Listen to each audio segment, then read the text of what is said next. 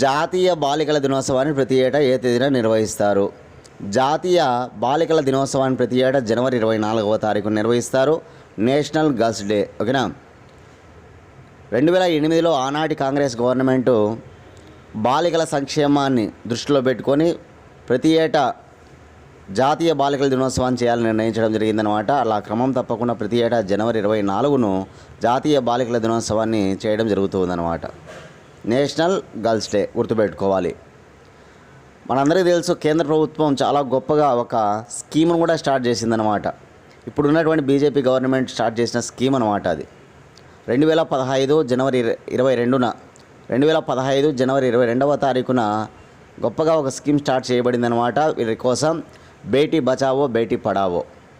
బేటీ బచావో బేటీ పడావో అంటే బాలికలను రక్షించండి, బాలికలకు చదువు చెప్పండి అనే కాన్సెప్ట్తో ప్రధానమంత్రి నరేంద్ర మోడీ 2015 జనవరి 22వ తారీఖున హర్యానాలోని పానిపట్టు వద్ద ఈ స్కీమ్ను ప్రారంభించడం జరిగిందనమాట. చాలా వెరీ ఇంపార్టెంట్, గుర్తుపెట్టుకోవాలి డేట్. 2015 జనవరి 22వ తారీఖున హర్యానాలోని పానిపట్లో ప్రారంభించారు.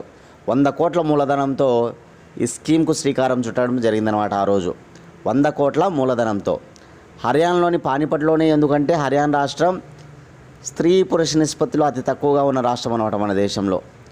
భారతదేశ స్త్రీ పురుష నిష్పత్తి సెక్స్ రేషియో తక్కువగా ఉన్న రాష్ట్రం ఏదంటే హర్యానానే అనమాట. 1000 మంది పురుషులకు కానీ అక్కడ 879 మంది స్త్రీలు ఉంటారనమాట అతి తక్కువగా. కాబట్టి అక్కడే దాన్ని ప్రారంభించారనమాట.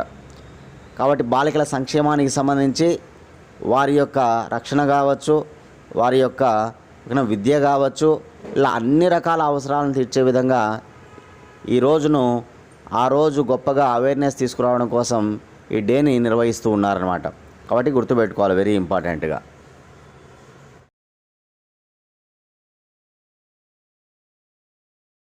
సెకండ్ క్వశ్చన్, అయోధ్య రాముడికి ఆలయ ట్రస్ట్ ఏమని నామకరణం చేసింది? ఈ అయోధ్య రాముడికి ఆలయ ట్రస్ట్ ఏమని నామకరణం చేసింది అంటే కనుక బాలక్ రామ్. చూడండి, అయోధ్యలో 2024 జనవరి 22వ తారీఖున ప్రధానమంత్రి నరేంద్ర మోడీ రాముడి యొక్క విగ్రహాన్ని ప్రతిష్ఠింపజేశాడని మనందరికీ తెలుసు. ఇక్కడ విగ్రహం అనేటువంటిది, రాముడి విగ్రహం అనేటువంటిది బాలుడి విగ్రహం అన్నమాట. బాలుడి విగ్రహం 51 అంగుళాల విగ్రహం అన్నమాట. అరుణ్ యోగిరాజ్ చేత చెక్కబడినటువంటి విగ్రహం అన్నమాట. అరుణ్ యోగిరాజ్, మైసూరుకు చెందినటువంటి అరుణ్ యోగిరాజ్ చేత. కాబట్టే ఈ ఆలయ ట్రస్ట్ ఏం చేసిందంటే కనుక బాలక్ రాముడిగా నామకరణం చేసిందనమాట. బాలక్ రాముడిగా విగ్రహ ప్రతిష్ఠ జరిగిన తర్వాత జరిగిందనమాట ఇదంతా కూడా. ఓకేనా, రైట్. అసలు ట్రస్ట్ ఏంటి, ఎందుకు ట్రస్ట్కి ఇంత దీనిపైన అధికారం ఉంది అంటే కనుక గుర్తుపెట్టుకోవాలి. మనందరికీ తెలుసు, బాబ్రీ మసీదు మరియు ఈ రామ మందిర నిర్మాణానికి సంబంధించి చాలా ఏళ్ల పాటు వివాదం ఉండేదన్నమాట. 2019లో సుప్రీంకోర్టు తీర్పు ఇచ్చింది. రంజన్ గోగోయ్ ప్రధాన న్యాయమూర్తిగా ఉన్నప్పుడు ఒక ధర్మాసనంలో భాగంగా ఇచ్చిన తీర్పు ఏంటంటే కనుక ఈ అయోధ్యలో రామ మందిరము, బాబ్రీ మసీదు ఉన్నాయి కదా, ఇది రామ మందిరందే. ఇక్కడే రామ మందిరాన్ని ఏర్పాటు చేయాలి, పక్కన 5 ఎకరాలు కేటాయిస్తండి, అక్కడ మసీదును నిర్మించండి అని చెప్పి తీర్పు ఇవ్వడం జరిగిందనమాట.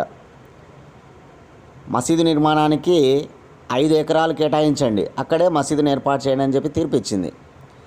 దానిలో భాగంగా ఏం చేస్తారంటే ట్రస్ట్ ఏర్పాటు చేయమని కూడా చెప్పిందనమాట. కేంద్ర ప్రభుత్వం చేత ట్రస్ట్ ఏర్పాటు చేయబడాలి అయోధ్య రామ మందిర నిర్మాణం కోసం అని చెప్పి చెప్పడం జరిగింది. దానిలో భాగంగా 2020 ఫిబ్రవరి 5వ తారీఖున ట్రస్ట్ ఏర్పడింది అనమాట.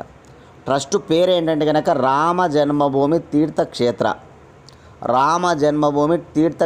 ట్రస్టు. రామ జన్మభూమి తీర్థక్షేత్ర ట్రస్ట్ ఏర్పడిన సంవత్సరం 2020 ఫిబ్రవరి 5. రామ జన్మభూమి తీర్థక్షేత్ర ట్రస్టు దాని యొక్క విధి ఏంటంటే కనుక రామ మందిర నిర్మాణం మరియు ఆ మందిరం పూర్తయిన తర్వాత దాని యొక్క నిర్వహణ అంతా కూడా ఈ ట్రస్ట్దే అనమాట. కాబట్టి ఈరోజు రామ మందిర నిర్మాణం పూర్తి అయ్యిందంటే దానికి కారణం ఆ ట్రస్టే. ఆ ట్రస్టు నిధులను సేకరించిందనమాట బ్రహ్మాండంగా. ఆ నిధుల ద్వారా ఈ రామ మందిరం కట్టించారనమాట, గుర్తుపెట్టుకోవాలి. ఇకపోతే ప్రధాన కార్యాలయం అయోధ్య. రామ జన్మభూమి తీర్థక్షేత్ర ట్రస్ట్ ప్రధాన కార్యాలయం వచ్చేసి అయోధ్య. రామ జన్మభూమి తీర్థక్షేత్ర ట్రస్ట్ చైర్మన్ ఎవరంటే కనుక చైర్మన్ పేరు నృత్య గోపాల్ దాస్, మహంత్ నృత్య గోపాల్ దాస్ అనమాట, మహంత్ నృత్య గోపాల్ దాస్. అదేవిధంగా రామ జన్మభూమి తీర్థక్షేత్ర ట్రస్టు సెక్రటరీ కార్యదర్శి అనమాట, జనరల్ సెక్రటరీ ఉంటాడు అనమాట. దీనికి చాలా ఫేమస్ పర్సన్ అతను కూడా, అతని పేరు చంపక్ రాయ్ అనమాట, చంపక్ రాయ్.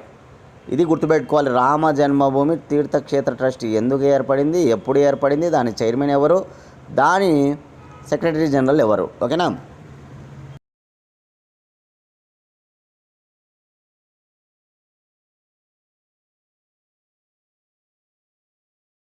క్వశ్చన్: మణిపూర్లో అల్లర్లు లేకుండా సాధారణ పరిస్థితి తీసుకురావడం కోసం ఏ ఆర్టికల్ అమలు చేస్తున్నారు? చాలా ఇంపార్టెంట్. మణిపూర్లో అల్లర్లు లేకుండా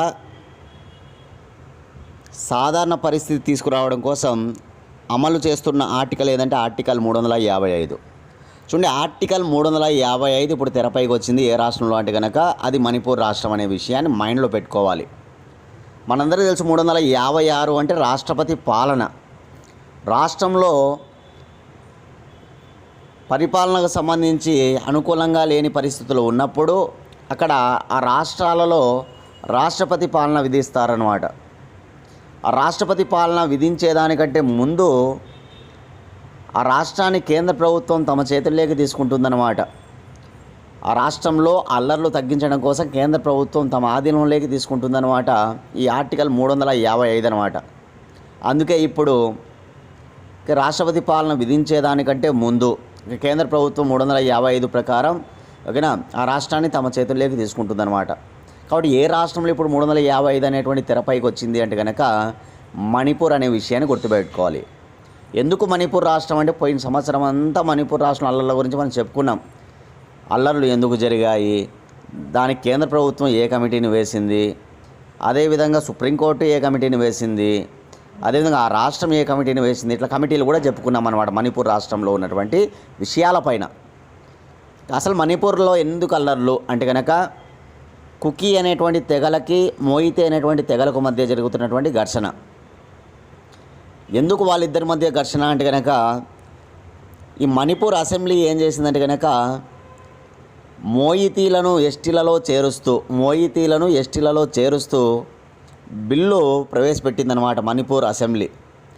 దాన్ని వ్యతిరేకిస్తూ కుకీలు ఆందోళన చేపడతాయి. ఎందుకంటే కుకీలు ఆల్రెడీ ఎస్టీలలో ఉన్నారనమాట. మోయితీలు అత్యధిక సంఖ్యలో ఉంటారు, వాళ్ళని ఎస్టీలలో చేర్చడం. ఇలా కుకీలు వెంటనే ఆందోళనకు దిగడం జరిగిందనమాట. ఈ క్రమంలో కుకీలకు మరియు ఈ మోయితీలకు మధ్య ఘర్షణ చెలరేగిందనమాట. 2023 మే 3వ తారీఖు నుంచి వీళ్ళిద్దరి మధ్య అల్లర్లు చెలరేగాయి. దానిలో భాగంగా ఇష్టం వచ్చినట్టు వీళ్ళు ఘర్షణకు దిగి ఒకరిని కొట్టుకోవడం, రాళ్లతో కొట్టుకోవడం, దానిలో భాగంగా కొంతమంది మరణించడం, ఇవన్నీ కూడా చూసాం. దీన్ని ఉద్దేశించి కేంద్ర ప్రభుత్వం ఏం చేసిందంటే కనుక ఒక కమిటీని వేసిందనమాట. మణిపూర్ రాష్ట్రానికి సంబంధించిన విషయాలపైన ఒక కమిటీ వేసిందనమాట. ఆ కమిటీకి లో ఎవరెవరు ఉన్నారంటే కనుక ఒకరు అజయ్ లంబా. ఎవరు దానికి లీడర్ అంటే ఎవరు నేతృత్వం అంటే అజయ్ లంబా. హైకోర్టు ఏ హైకోర్టు అంటే కనుక గౌహతి హైకోర్టు మాజీ ప్రధాన న్యాయమూర్తి అనమాట అజయ్ లంబా. ఈ అజయ్ లంబా నేతృత్వంలో ముగ్గురితో కూడిన కమిటీ వేసిందనమాట. ఎవరు ఆ ముగ్గురు అంటే అజయ్ లంబా ఒకరు, హిమాన్సు శేఖర్, అలోక్ ప్రభాకర్ ఒకరు అనమాట. అలోక్ ప్రభాకర్ ఈ ముగ్గురితో కూడిన కమిటీ వేసింది కేంద్ర ప్రభుత్వం. ఆ కమిటీలో ఉన్న మెంబర్స్ రాసుకోండి, తెలియని వాళ్ళు రాసుకోండి. ఆల్రెడీ గతంలో రాసుకొని ఉంటారు. 2023లో నేను చెప్పినప్పుడు కమిటీ కేంద్ర ప్రభుత్వం మణిపూర్ అల్లర్లపై వేసిన కమిటీ అనమాట. ఆ కమిటీలో ముగ్గురు పేర్లు రాసుకుంటే మీరు అజయ్ లంబా ఆయనే లీడర్ అనమాట, దానికి చైర్మన్. మిగతా ఇద్దరు ఎవరంటే మాత్రం హిమాన్సు శేఖర్, మరొకరు ఎవరంటే కనుక అలోక్ ప్రభాకర్. అదేవిధంగా సుప్రీంకోర్టు ముగ్గురు మహిళలతో కూడిన కమిటీ వేసింది. ముగ్గురు మహిళలే కమిటీ. ఎవరి నేతృత్వంలో ఈ కమిటీ అంటే గీతా మిట్టల్ అనేటువంటి ఆమె నేతృత్వంలో కమిటీ వేసిందనమాట, గీతా మిట్టల్. మిగతా ఇద్దరు ఎవరంటే కనుక ఒకరు శాలిని జోషి, మరొకరు ఆశా మీనన్ అన్నమాట. ఈ ముగ్గురు పేర్లు నోట్ చేసుకోవాలి మీరు. గీతా మిట్టలు, శాలిని జోషి, ఆశా మీనన్ ఈ ముగ్గురు నేతృత్వంలో అక్కడ సహాయక చర్యలు చేపట్టడం కోసం, మణిపూర్లో సహాయక చర్యలు చేపట్టడం కోసం ఆ ముగ్గురితో సుప్రీంకోర్టు కమిటీ వేసిందనమాట. కేంద్ర ప్రభుత్వంలో ముగ్గురు ఉన్నారు మెంబర్స్, సుప్రీంకోర్టు వేసిన కమిటీలో ముగ్గురు ఉన్నారు. ఆ ముగ్గురిని రాసుకోవాలి సపరేట్గా. అదేవిధంగా మణిపూర్ రాష్ట్రము ఆ రాష్ట్ర గవర్నర్ నేతృత్వంలో కమిటీ వేసిందనమాట. అక్కడ గవర్నర్ ఎవరంటే అనసూయ నేతృత్వంలో శాంతిలో భాగంగా శాంతి కమిటీ అన్నమాట ఇది.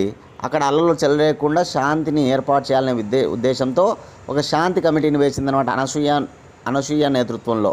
అక్కడ గవర్నర్ అనసూయ, అది మనకు తెలుసు. ఇవన్నీ గుర్తుపెట్టుకోవాలి దయచేసి. ఇప్పుడు ఈ మణిపూర్లో తెరపైకి వచ్చినటువంటి ఆర్టికల్ ఏదంటే 355. ఇక మణిపూర్ రాజధాని ఇంపాల్, మణిపూర్ రాష్ట్ర హైకోర్టు ఇంపాల్ హైకోర్టు, మణిపూర్ రాష్ట్ర భాష మణిపూరి, మణిపూర్ రాష్ట్ర ముఖ్యమంత్రి బీరేన్ సింగ్, భారతీయ జనతా పార్టీకి చెందిన నేత బీరేన్ సింగ్, మణిపూర్ రాష్ట్ర గవర్నర్ అనసూయ. మణిపూర్లో 60 అసెంబ్లీ స్థానాలు ఉంటాయి, మణిపూర్లో 2 లోక్సభ స్థానాలు ఉంటాయి, మణిపూర్లో 1 రాజ్యసభ స్థానం ఉంటుందన్నమాట. మణిపూర్ అనేటువంటిది ఈశాన్య రాష్ట్రాల్లో భాగంగా ఉన్న గొప్ప రాష్ట్రం. ఇక్కడ మయన్మార్ దేశంతో సరిహద్దును పంచుకుంటుందన్నమాట మణిపూర్ రాష్ట్రం మయన్మార్ దేశంతో. ఇక్కడ అల్లర్లు సద్దుమనకుండా రోజుకు తీవ్రతరం అవుతూ ఉన్నాయన్నమాట. మే 3వ తారీఖున స్టార్ట్ అయినాయి, ఇంకా కొనసాగుతూనే ఉన్నాయి. అందుకే 355 ఆర్టికల్ అంటున్నాం. ఓకేనా.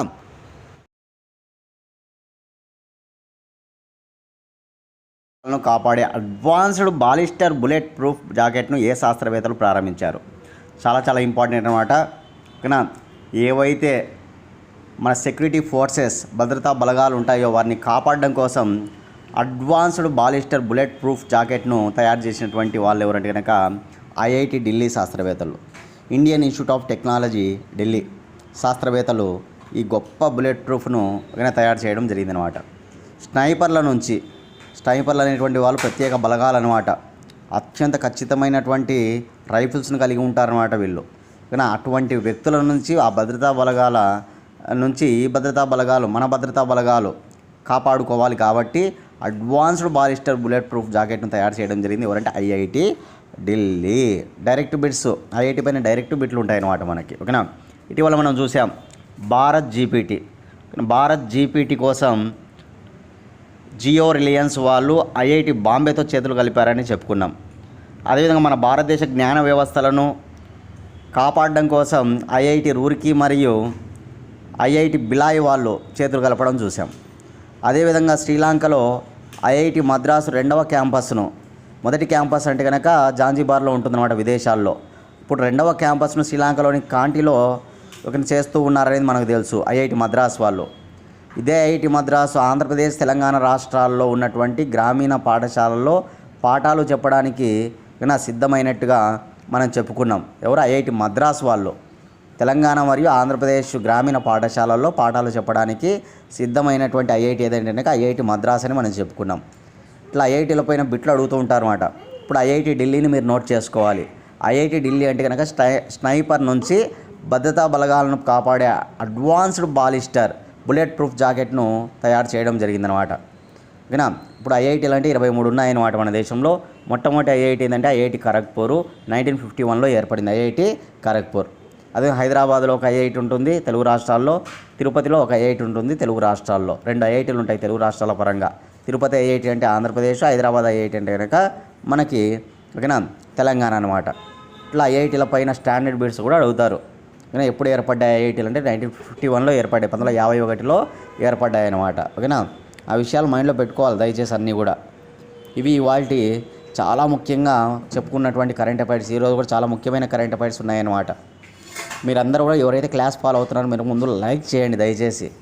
క్లాస్ ఫాలో అయ్యాలి మా కోసం ఓకేనా. దయచేసి అందరూ కూడా లైక్ చేయాలి. మీరు లైక్ చేస్తే కనుక మీరు ఎంతమంది ఫాలో అవుతున్నారని మాకు అర్థమవుతుంది. దానివల్ల మేము మరిన్ని క్లాసులు చేయడానికి రెడీ అవుతామన్నమాట. కానీ మీ సపోర్ట్ లేని మేము ఏం చేయలేం. మీ సపోర్ట్తోనే మేము ముందుకు వెళ్ళడం జరుగుతుందన్నమాట. కాబట్టి మమ్మల్ని సపోర్ట్ చేయాలి ఖచ్చితంగా మీరు. ఓకేనా.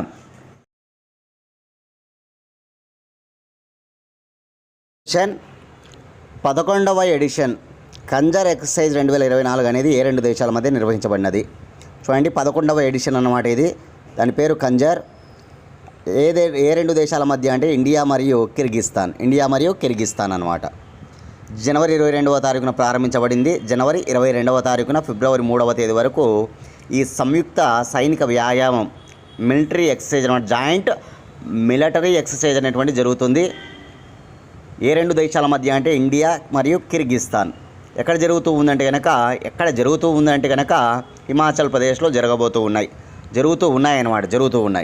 గుర్తుపెట్టుకోవాలి.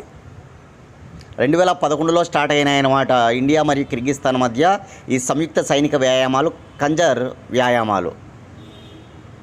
ఈ ఏడాది 11వ ఎడిషన్ అన్నమాట. పోయిన ఏడాది కిర్గిస్తాన్లో జరిగాయి, ఈ ఏడాది మన ఇండియాలో జరుగుతూ ఉన్నాయన్నమాట. మొట్టమొదటిసారిగా కూడా హిమాచల్ ప్రదేశ్లోనే జరుగుతాయి. 2011లో ఈ రెండు దేశాల మధ్య సంయుక్త సైనిక వ్యాయామాలు కూడా మొట్టమొదటిసారిగా జరిగాయి కదా 2011లో. అప్పుడు కూడా హిమాచల్ ప్రదేశ్లో, ఇండియాలోనే జరుగుతాయి. పోయిన ఏడాది కిర్గిస్తాన్లో, ఈ ఏడాది ఇండియాలో జరుగుతున్నాయి అన్నమాట. కాబట్టి గుర్తుపెట్టుకోవాలి, చాలా వెరీ ఇంపార్టెంట్. కంజర్ అనేటువంటి సైనిక వ్యాయామం ఇటీవల ఏ రెండు దేశాల మధ్య నిర్వహించబడిందంటే ఇండియా మరియు కిర్గిస్తాన్ అన్నమాట. ఇట్లా మన దేశం అనేక దేశాలతో సంయుక్త సైనిక వ్యాయామాలు చేస్తుందన్నమాట. అమెరికాతో యుద్ధ అభ్యాస్, అమెరికాతో వజ్రప్రహార్, బ్రిటన్తో అజయ్ వారియర్, చైనాతో హ్యాండ్ ఇన్ హ్యాండ్, ఫ్రాన్స్తో శక్తి, ఫ్రాన్స్తో ఫ్రింజెక్స్, రష్యాతో ఇందిరా, ఇండోనేషియాతో గరుడ శక్తి, థాయిలాండ్తో మైత్రి, శ్రీలంకతో మిత్రశక్తి, మలేషియాతో హరిమౌ శక్తి, కజకిస్తాన్తో కజింద్, కిర్గిస్తాన్తో కంజర్, ఆస్ట్రేలియాతో ఆస్ట్రా హింద్, జపాన్తో ధర్మా గార్డియన్. ఇట్లా అనేక సంయుక్త సైనిక వ్యాయామాలు ఇతర దేశాలతో మనం చేస్తూ ఉంటామన్నమాట. అవన్నీ బాగా నోట్ చేసుకోవాలి, ఓకేనా, గుర్తుపెట్టుకోవాలి ఇవన్నీ కూడా.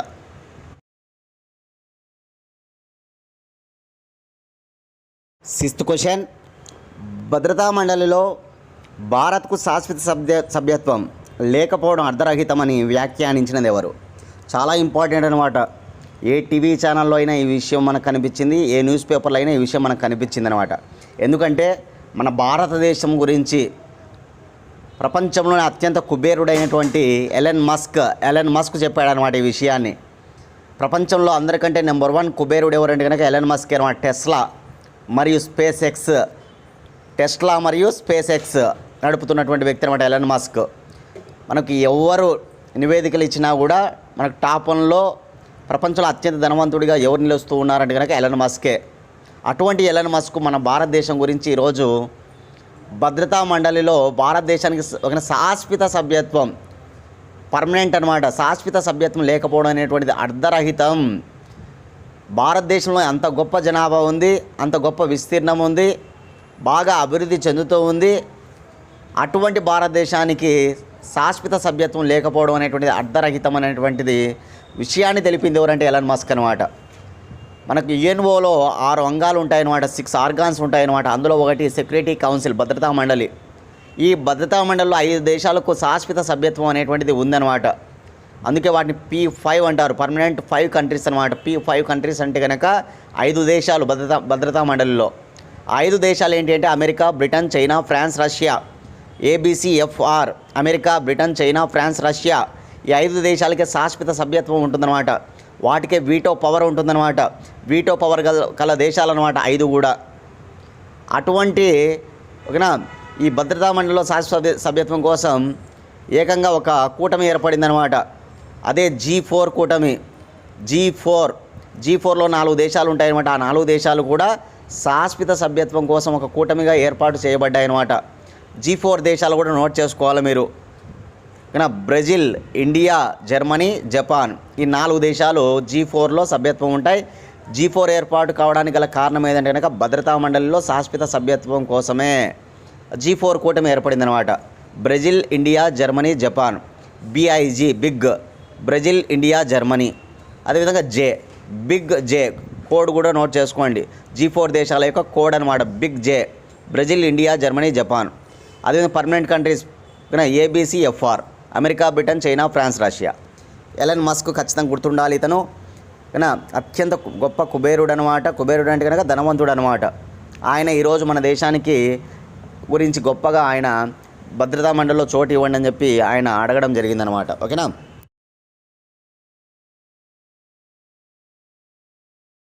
సెవెంత్ క్వశ్చన్, స్టాక్ మార్కెటలైజేషన్లో భారత్ ఏ దేశాన్ని అధిగమించి 4వ స్థానంలో నిలిచింది?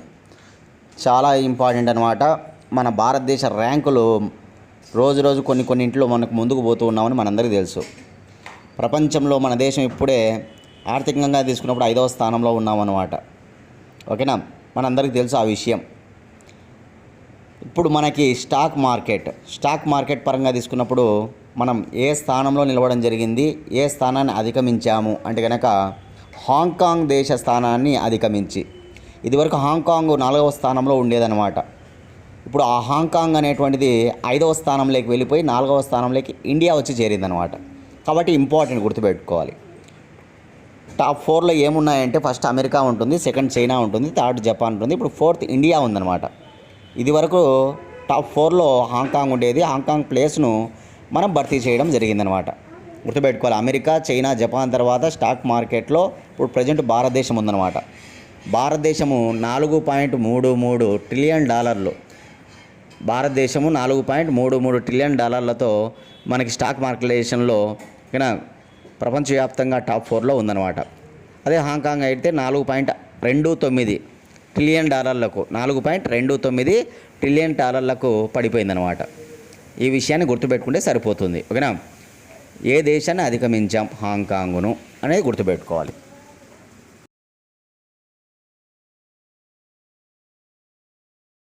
8th question, an uncommon love, the early life of Sudha and Narayana Murthy పుస్తక రచయిత. An uncommon life, the early life of Sudha Murthy and Narayana Murthy. ఇది ఒక పుస్తకం అనమాట. చాలా వెరీ ఇంపార్టెంట్. పుస్తకాల రచయితల్లో నోట్ చేసుకోండి. మనకు ఈ మధ్యన ప్రతిరోజు కూడా ఒక పుస్తకం అనేటువంటిది రాబోతూ ఉందన్నమాట. ఇది ఇంకా రిలీజ్ కాలేదు.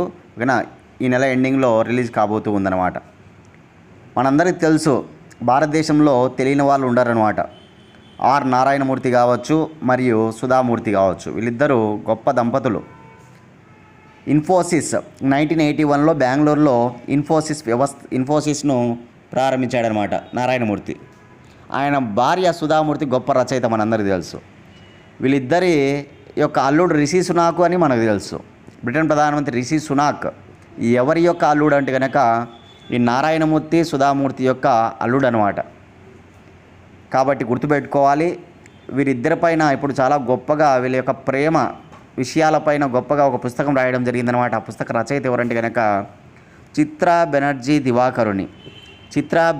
దివాకరుని అనమాట. గుర్తుపెట్టుకోవాలి. మనం ఇటీవల కొన్ని పుస్తకాలు చదువుకున్నాం.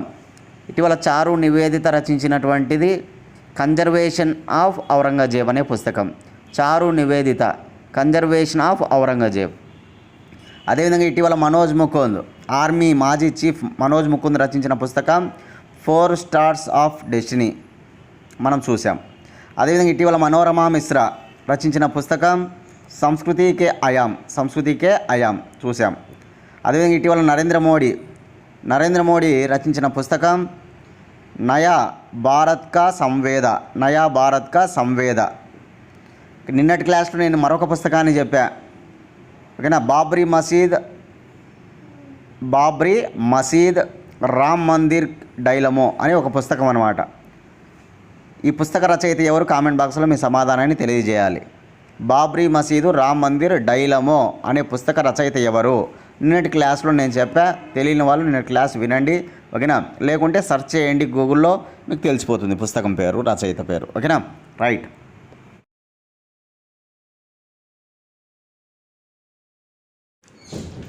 నైన్త్ క్వశ్చన్, డ్రాగన్ స్లైస్ జాతికి చెందిన అరుదైన తూనీగా రామ్ సెలైని ఎక్కడ గుర్తించారు?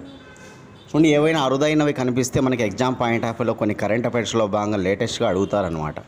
కాబట్టి ఇప్పుడు మనకి శేషాచలం అడవులు లేదా శేషాచలం కొండలు ఏవైతే ఉన్నాయో ఆ కొండలలో అత్యంత అరుదైనటువంటి డ్రాగన్ స్లైస్ జాతికి చెందినటువంటి ఒక అరుదైన తునిగ, దాని పేరు రామ్ సెలై అనమాట. రామ్ సెలై అనేటువంటి ఒక అరుదైన జాతి తునిగ మనకు కనపడడం జరిగిందనమాట. కాబట్టి ఇంపార్టెంట్ ఏ అడవులలో లేదా ఏ కొండలలో శేషాచలం అంటే మనందరికీ తెలిసినటువంటిదే. తిరుపతిలో ఉన్నటువంటి కొండలు శేషాచలం కొండలు అనమాట.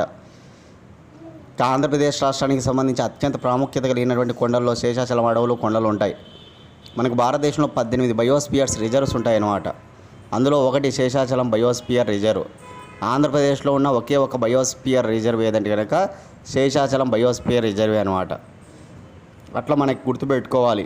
ఓకేనా. జాగ్రఫీలో కొండలపైన కూడా ఎగ్జామ్లో అడుగుతారు. శేషాచలం కొండలు, నల్లమల కొండలు, ఎర్రమల కొండలు, పాపి కొండలు, పాలకొండలు, మడకశిర కొండలు, ఓకేనా, మొగల్రాజపురం కొండలు, ఇట్లా చాలా పెనుగొండ, ఇట్లా చాలా రకాల కొండలు ఉంటాయన్నమాట తూర్పు కనుమల్లో భాగంగా. అవన్నీ కూడా లిస్టు సేకరించుకోవాలి మీరు. ఓకేనా. ఇప్పుడే మీరు జాగ్రఫీ పుస్తకం తీసుకొని నీట్గా ఆ కొండల పేర్లు అవి ఏ ఏ జిల్లాల్లో ఉన్నాయి ఆ లిస్టు సేకరించుకొని ఈరోజే చదవండి.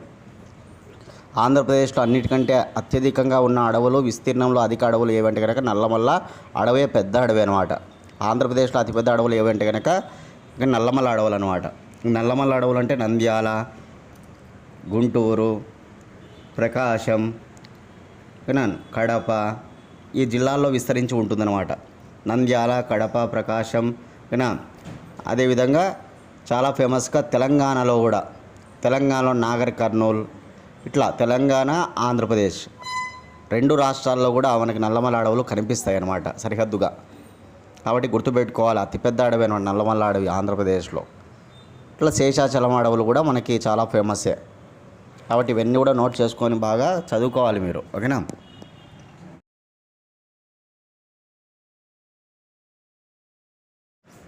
మన ఛానల్ నుంచి 1 ఇయర్ కరెంట్ అఫైర్స్ అందుబాటులో ఉన్నాయి. ఏ కాంపిటేటివ్ ఎగ్జామ్స్కి మీరు ప్రిపేర్ అయినా కూడా ఈ కరెంట్ అఫైర్స్ అనేటువంటి మెయిన్ రోల్ పోషిస్తాయి. కాబట్టి మనం కరెంట్ అఫైర్స్ తయారు చేస్తూ ఉన్నాం డేట్ టు డేట్ అనమాట. మీ అందరికీ కూడా ఖచ్చితంగా ఉపయోగపడతాయి. కాబట్టి ఇవి కావాలనుకున్న వాళ్ళు 8186006848 8186006848 అనే నెంబర్కి 100 రూపీస్ ఫోన్పే చేసి అదే నెంబర్కి స్క్రీన్ షాట్ పెట్టండి. 24 గంటల లోపల పీడిఎఫ్ ఫైల్ పంపిస్తాం.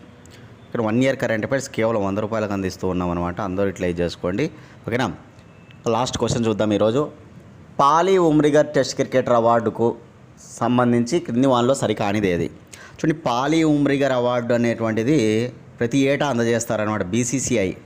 మన దేశ చాలా ఫేమస్గా ఉన్నటువంటి క్రికెట్ బోర్డు అనమాట. అదే బీసీసీఐ వాళ్ళు ప్రతి ఏటా కూడా ఇచ్చేటువంటి వార్షిక అవార్డు అనమాట పాలీ ఉమ్రిగర్. ఎవరైతే ఆ ఏడాదిలో బెస్ట్ క్రికెటర్గా అంటే ఉత్తమ ఆటగాళ్ళు ఉంటారో ఆ ఉత్తమ ఆటగాళ్ళ జాబితాలో ఈ అవార్డు ప్రకటిస్తూ ఉంటారనమాట. కొన్ని అనివార్య కారణాల వల్ల 2019 నుంచి ప్రకటించలేదు. ఇప్పుడు ఒకేసారి 4 సంవత్సరాలకు గాను ప్రకటించారనమాట. 2019, 2020, 2020, 2021, 2021, 2022, 2022, 2023 అనమాట. దీనికి సంబంధించి క్రింది వానిలో సరికానిది ఏదైనా అడిగినాం. ఇక్కడ 2019, 2020 గాను మహమ్మద్ షమీకి వచ్చింది కరెక్టే. 2020, 2021 గాను విరాట్ కోహ్లీ అనేది ఇక్కడ రాంగ్. రవిచంద్రన్ అశ్విన్, ఇక్కడ మీరు విరాట్ కోహ్లీ దగ్గర ఎవరిని పెట్టుకోవాలి? రవిచంద్రన్ అశ్విన్ను పెట్టుకోవాలి. ఇక్కడ 2021, 2022 గాను ఇక్కడ బూమ్రాకు వచ్చిందనమాట. 2022, 2023 గాను శుభ్మన్ గిల్కి వచ్చింది. కాబట్టి 4 సంవత్సరాల ఓకేనా పాలీ ఉమ్రిగర్ అవార్డులు మీరు నోట్ చేసుకోవాలి. ఎవరైతే బెస్ట్ క్రికెటర్లు ఉంటారో వాళ్ళకి ఇస్తారనమాట పాలీ ఉమ్రిగర్ అవార్డు. ప్రజెంట్ ఆడుతూ ఉంటారు వాళ్ళు, ఖచ్చితంగా అటువంటి వాళ్ళకి ఇస్తారనమాట. ఓకేనా. రైట్. 2019, 2020 ఎవరు? మహమ్మద్ షమీ. 2020, 2021 ఓకేనా రవిచంద్రన్ అశ్విన్ అనమాట. 2021, 2022 బూమ్రా. 2022, 2023 శుభ్మన్ గిల్ అనమాట. ఇప్పుడు రవిచంద్రన్ అశ్విన్ రెండవసారి అనమాట అతనికి రావడం. బూమ్రాకు కూడా రెండవసారి అనమాట రావడం, గుర్తుపెట్టుకోవాలి. రవిచంద్రన్ అశ్విన్కు ఆల్రెడీ ఇదివరకు వచ్చింది పాలీ ఉమ్రిగర్ అవార్డు. ఒక బూమ్రాకు కూడా ఇదివరకు వచ్చిందనమాట పాలీ ఉమ్రిగర్ అవార్డు. ఈ పాలీ ఉమ్రిగర్ అవార్డు అనేటువంటిది 2006లో స్టార్ట్ చేసినారనమాట. 2006, 2007 ఏడాదికి గాను ఫస్ట్ ఎవరికి ఇచ్చారంటే సచిన్ టెండూల్కర్కి ఇస్తారనమాట. ఇక్కడ ఎక్కువగా ఎవరికి ఇచ్చారు అవార్డు అంటే 5 సార్లు వచ్చిందనమాట. విరాట్ కోహ్లీకి వచ్చింది, విరాట్ కోహ్లీకి అనమాట. 2006, 2007 నుంచి 2022 2023 వరకు మనం చూసుకుంటే 5 సార్లు ఈ అవార్డు పొందినవాడు అత్యధికంగా ఎవరంటే కనుక విరాట్ కోహ్లీ. ఫస్ట్ ఎవరికి వచ్చిందంటే సచిన్ టెండూల్కర్. ఇప్పుడు 4 సంవత్సరాలకు గాను ఇటీవల ఎవరికి ఇచ్చారంటే కనుక మహమ్మద్ షమీకి, రవిచంద్రన్ అశ్విన్కి, బుమ్రాకి, శుభమన్ గిల్కి. ఇవి నోట్ చేసుకోవాలి. బీసీసీఐ అవార్డులు ప్రకటించిందన్నమాట. బీసీసీఐ వాళ్ళు ప్రకటించారనమాట. నిన్నటి క్లాస్లో మనం చెప్పుకున్నాం. ఈ life time achievement award. Life time achievement award ఎవరి పేరు మీదుగా ఇస్తారంటే సీకే నాయుడు పేరు మీదుగా ఇస్తారు. CK Naidu lifetime achievement award అని మాజీ క్రీడాకారులకు ఇస్తారనమాట. ఓకేనా. జీవితకాలం క్రికెట్ కోసం అహర్నిశలు శ్రమించినటువంటి వ్యక్తులకు ఇస్తారనమాట. అదేదంటే C K Naidu lifetime achievement award అనమాట. ఇప్పుడు ఆడేటువంటి వాళ్ళకు గొప్పగా ఇచ్చే అవార్డు పాలీ ఉమ్రిగర్ అవార్డు అనమాట. Polly Umrigar best cricketer award. రెండింటికి డిఫరెన్స్ గుర్తుపెట్టుకోవాలి మీరు. సరే, నా నుంచి మీకు ఒక క్వశ్చన్ ఏంటంటే కనుక నిన్న నేను చెప్పిన అవార్డు ఏది? CK Naidu lifetime achievement award అని నేను చెప్పడం జరిగిందనమాట. ఈ CK Naidu lifetime achievement అవార్డును పొందిన వాళ్ళు ఎవరు? నిన్నటి క్లాస్లో నేను చెప్పా, కరెంట్ అఫైర్స్లో బీసీఐ వాళ్ళు వీళ్ళకి ప్రకటించారు. 2 ఉన్నారు, ఒకరు కాదు 2 ఉన్నారనమాట. ఓకేనా. ఆ 2 పేర్లు మీరు కామెంట్ బాక్స్లో మీ సమాధానాన్ని తెలియజేయండి అందరూ కూడా. పాలీ ఉమ్రిగర్ గురించి మనం ప్రత్యేకత ఏంటంటే తనది టెస్ట్లలో మొట్టమొదటి డబుల్ సెంచరీ ఇతనిదే అనమాట. టెస్ట్ మ్యాచ్లలో మొట్టమొదటి డబుల్ సెంచరీ ఎవరు చేశారు మన ఇండియన్ అంటే పాలీ ఉమ్రిగరే. ఆ విషయాన్ని గుర్తుపెట్టుకోవాలి. సీకే నాయుడు ప్రత్యేకత ఏదంటే ఆయన తొలి కెప్టెన్ అనమాట. మన దేశ క్రికెట్కు మొదటి కెప్టెన్ అనమాట సీకే నాయుడు. ఓకే, ఇవి ఇవాల్టి కరెంట్ అఫైర్స్. రేపటి క్లాస్లో మళ్ళీ కలుసుకుందాం ఫ్రెండ్స్. థ్యాంక్స్.